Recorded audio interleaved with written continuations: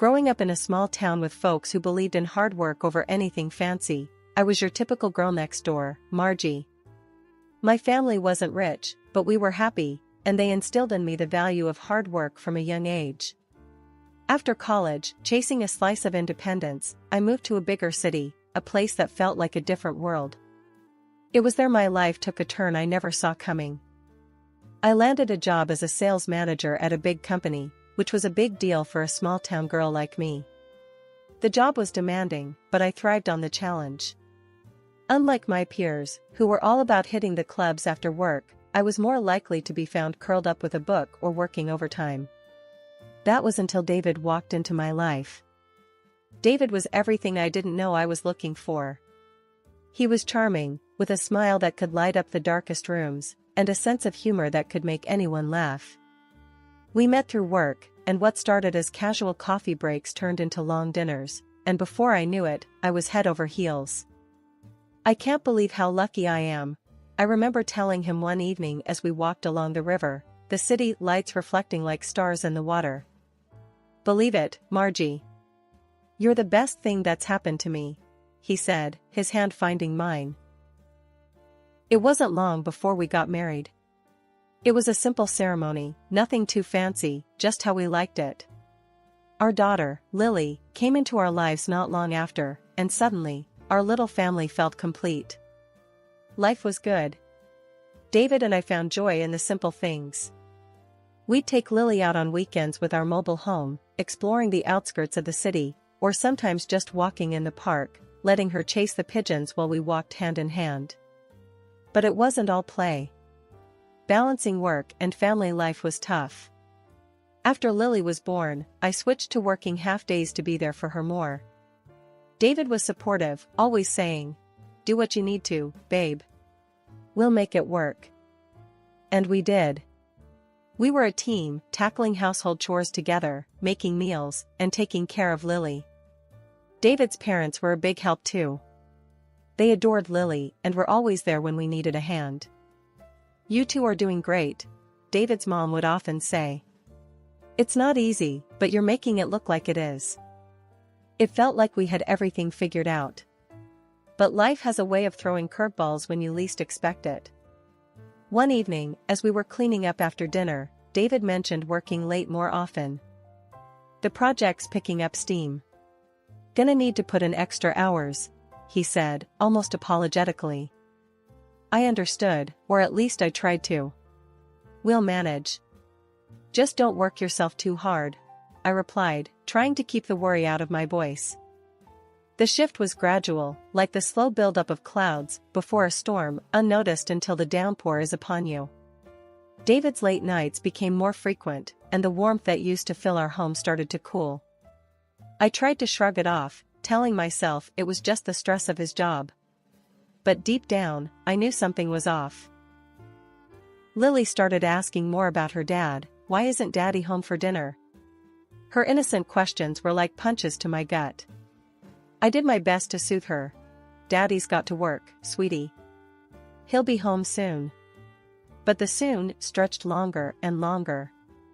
One day, I got held up at work, something I couldn't avoid. I called David, hoping he could pick up Lily from school. His reaction was like a slap across my face. "What do you mean you're stuck? Can't you see I'm swamped? Handle your own mess," he snapped over the phone, before hanging up. Tears stung my eyes, not just from his words, but from the shock of hearing him talk to me like that. I'd never seen this side of him. Panicking, I called his mom. "Hey, it's me. I'm in a bind. Can you grab Lily from school?" I asked, trying to keep my voice steady. "Of course, dear. Is everything all right with David?" she replied, concern evident in her voice. "Yeah, just work stuff." "Thanks, I owe you one," I managed, feeling a mix of relief and embarrassment. As days turned into weeks, David's detachment grew. He wasn't just absent physically, but emotionally too. Our home felt like a house with no life in it. I tried talking to him, reaching out, trying to bridge the gap that kept widening between us. "David, we need to talk. This whatever this is, it's not working. Lily misses you, I miss you, I said one night, mustering all the courage I had. He barely looked at me, his eyes glued to his phone. What do you want from me, Margie? I'm here, aren't I? Just tired, that's all, he muttered, his tone dismissive. But that's just it, you're here but not really. You don't talk to me. What's going on? I pressed, desperate for any crumb of affection or concern. Nothing's going on. Drop it, he snapped, standing up to leave the room. His indifference was a bitter pill to swallow. I lay awake that night, listening to the silence of our home, a stark contrast to the laughter and love that used to fill it. The change in David wasn't just hurting me, it was affecting Lily too. She became quieter, her bright spark dimming with each day her father pushed us away. It wasn't just the emotional distance, David stopped helping around the house altogether. Tasks we used to share now fell squarely on my shoulders. I felt like a single parent. Why doesn't Daddy play with me anymore? Lily's voice broke through my thoughts one evening as I washed the dishes. I turned to her, forcing a smile. Daddy's just busy, honey. But we can play, what do you say? Your choice of game, I offered, trying to mask the ache in my heart. She nodded, a small smile on her lips, but her eyes were searching, looking for the father she adored and missed. The divide between us grew, and with it, my loneliness. I turned to David's parents for support, spending more time at their place just to feel some connection to the man I married. They noticed the change too, but were at a loss on how to help. It's just a rough patch, dear. Every marriage has them. David's mom tried to reassure me, but her eyes told a different story, one filled with concern and uncertainty. As the days passed, the silence in our home grew louder, a stark reminder of the rift between David and me. I clung to the hope that maybe, just maybe, things could go back to how they were. In a desperate attempt to break through the ice that had formed around us, I planned a surprise. I bought tickets to a local music show, thinking it could reignite the spark we once had. The moment I told David about the surprise, his reaction was far from what I had hoped for. A music show? Seriously, Margie? You know I'm swamped with work. I don't have time for this, he said, barely looking up from his laptop. But it's been ages since we did something as a family. Lily would love it, and I thought it could be a nice break for us, together, I replied, trying to keep my voice steady despite the hurt his words caused. Great, another thing to add to my never-ending to-do list. Thanks, but I'll pass. You two go and have fun, he said dismissively, turning his attention back to his work. I stood there, feeling like a fool. The rejection stung, not just because he didn't want to go, but because it felt like he didn't want to spend time with us at all. Lily, sensing the tension, came over and tugged at my hand. Is Daddy not coming with us, Mommy? She asked, her big eyes filled with confusion.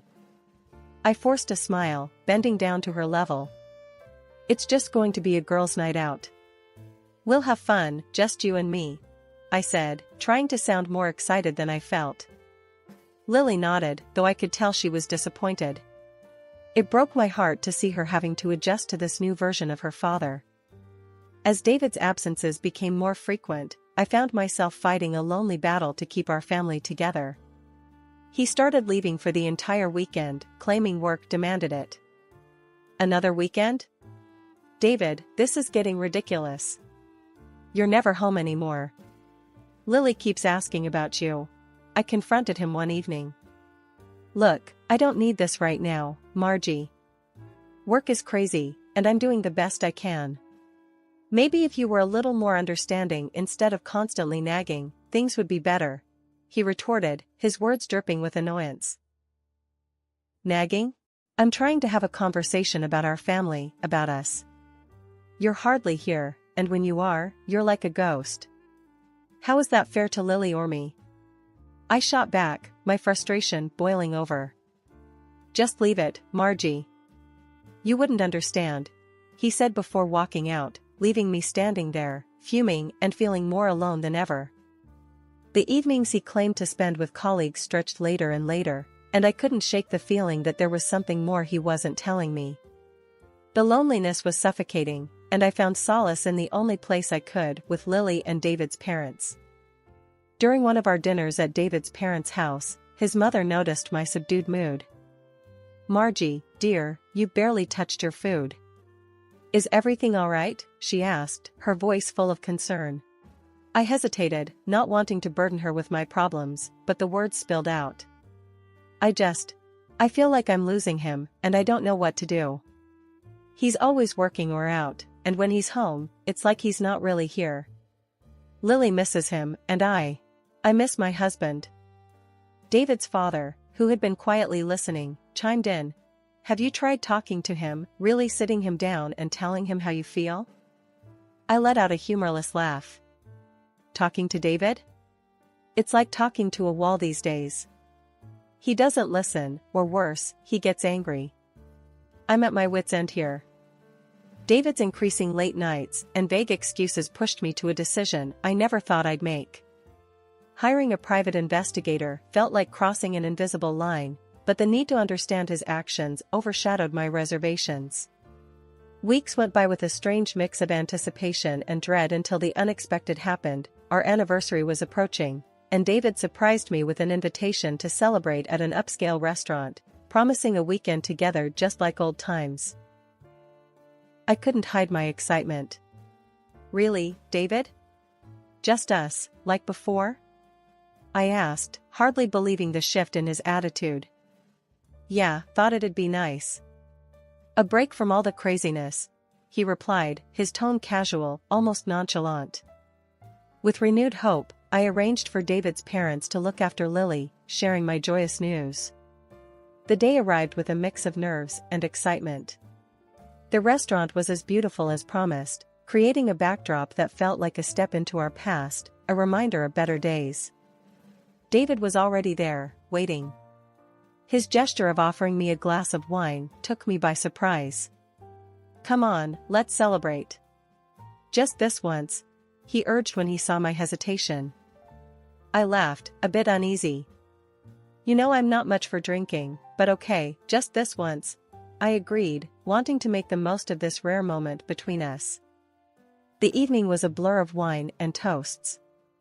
David kept filling my glass, each time insisting, "To us." It felt like a dream, our problems momentarily washed away by the ambience and alcohol. But as the night wore on, I felt increasingly unwell, a heaviness dragging me down into a drowsy haze. "David, I don't feel so good. I think I need to lie down," I mumbled, struggling to keep my eyes open. "Don't worry, I got you. Let's get you home," he said, his voice distant as he helped me into the car. The world outside the car window slipped into darkness as I fell into a troubled sleep, only to be jolted awake by a sudden stop. The air was cold, and I was barely conscious when David dragged me out of the car and onto a bench. Through the fog of my mind, I heard his words, sharp and clear, cutting deeper than any knife. "You're just so tiring, Margie. Always there, always expecting so much. I can't do this anymore." His words were a cruel echo in the darkness as I tried to process them, but my body wouldn't cooperate. The world spun, and I felt myself slipping away, his voice the last thing I clung to before darkness claimed me completely. Waking up in the clinic was like trying to piece together a puzzle with half the pieces missing. The pounding in my head matched the confusion swirling through my mind. There, beside me, stood my mother-in-law, her face etched with worry. "You're awake, thank God," she sighed, a hand clutching her heart. "We found you in a bad part of town, no bag, no ID, nothing. What on earth happened?" I tried to sit up, the effort sending waves of nausea through me. I was with David. We had dinner for our anniversary. He said he'd take me home. I managed, the words sounding hollow even to me. Her brows knitted in confusion. "But that can't be. David's been out of town. He called yesterday to check on Lily. Said he was sorry he couldn't be here." That didn't make any sense. My head spun not just from the pain but from the stark disbelief.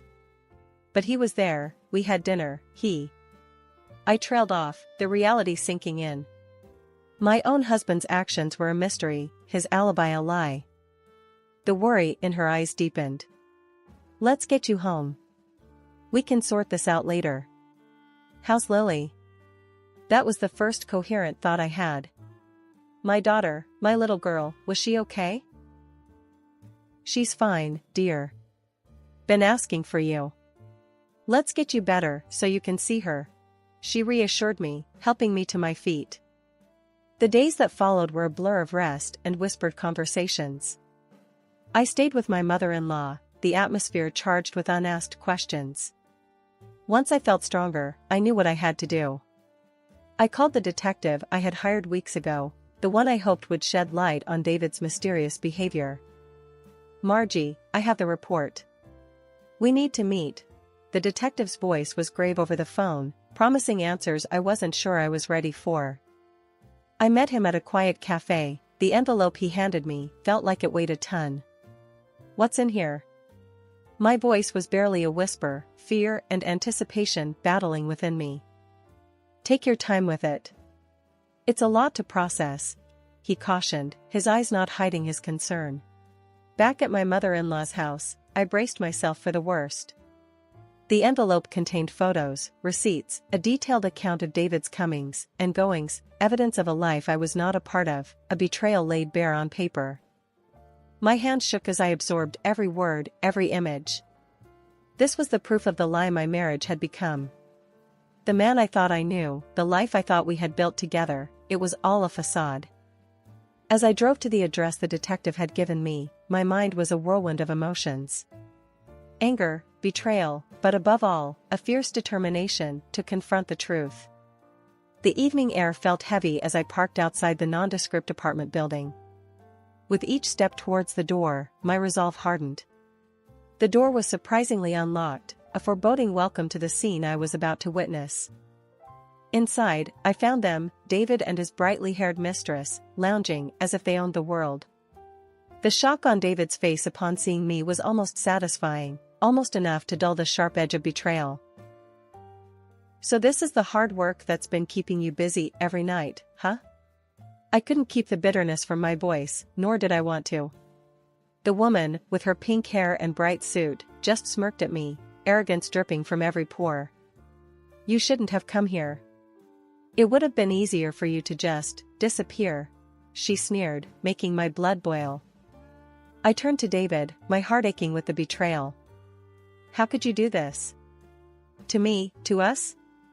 I demanded, though a part of me doubted any answer could ease the pain. She laughed, a sound so cold it sent shivers down my spine. Because you've been in the way of our happiness. We've wanted you gone for a long time, she said, her cruelty cutting deep. But I wasn't there to break. I stood my ground, my voice steady despite the turmoil inside. I know all about your plans. I'm not here to beg or cry. I've seen the evidence. I know about the poison, and the police do too. I revealed the evidence I had gathered, the blood tests showing the presence of psychotropic substances, the detailed report from the detective outlining David's betrayals, and the video evidence collected by the police that incontrovertibly showed David's attempts to harm me. Their faces fell, but it was the mistress who recovered first. You can't prove a thing.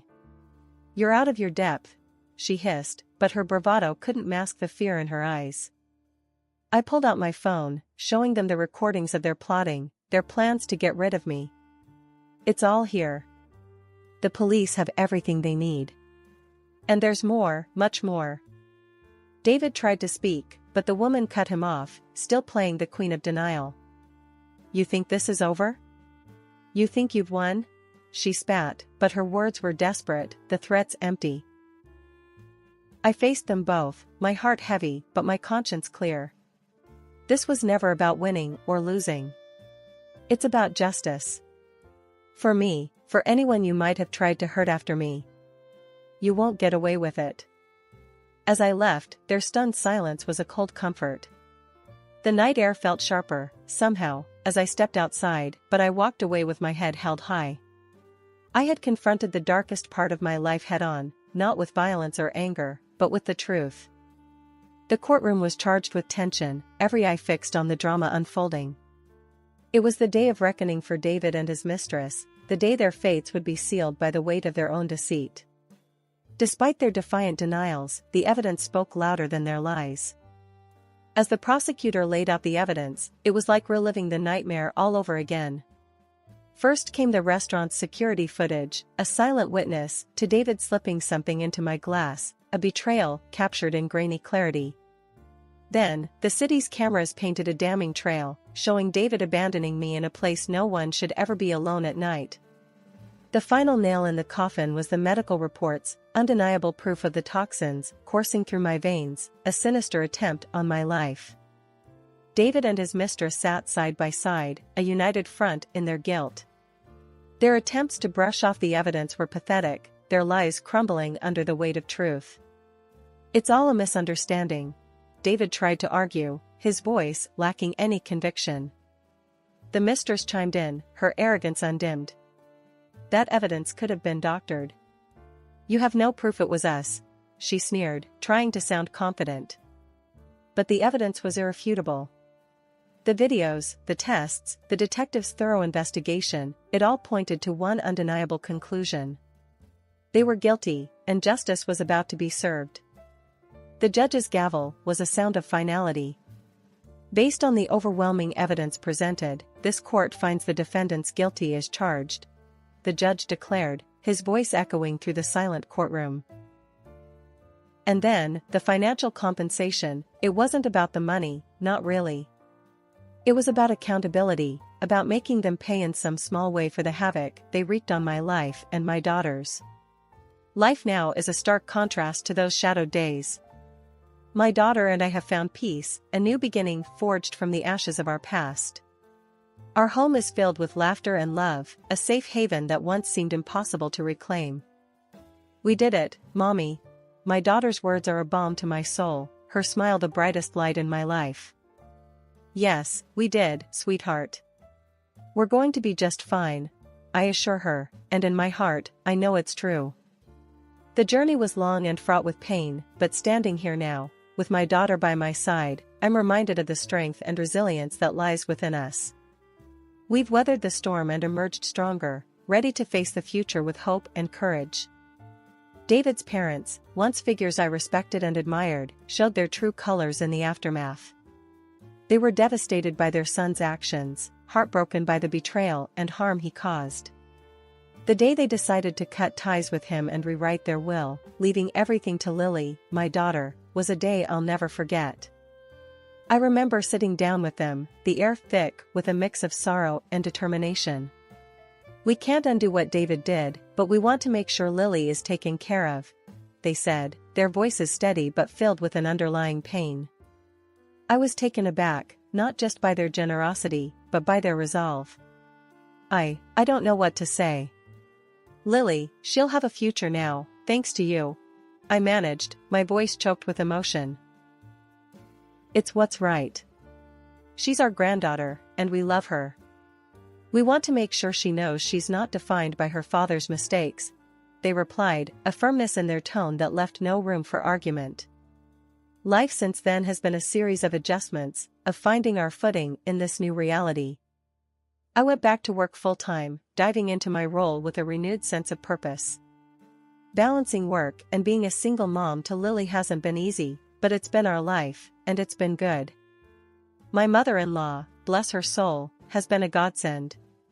She stepped up in ways I couldn't have imagined, becoming not just a caregiver for Lily but a pillar of strength for me. Our bond, forged in the fires of family drama, has become unbreakable. "Lily's lucky to have you, you know." "We both are," I told her one evening as we shared a quiet cup of tea after putting Lily to bed. She waved me off, her usual modest self. "Nonsense. I'm just doing what any grandmother would. Besides, seeing you two happy is all the thanks I need." Our conversations, once filled with the pain and confusion of David's betrayal, now revolve around plans for the future, Lily's latest achievements, and the simple joys of our day-to-day lives. We laugh more, worry less, and cherish the peace that has settled over our home. Lily, growing more each day into a bright and curious young girl, is the light of our lives. She knows she is loved, cherished, and supported, not just by me, but by the extended family that rallied around her. "Mommy, when I grow up, I want to be strong like you," Lily said to me one night, her words filling my heart with warmth. "You already are, my love. You're the strongest person I know," I replied, tucking her in, a sense of contentment settling over me.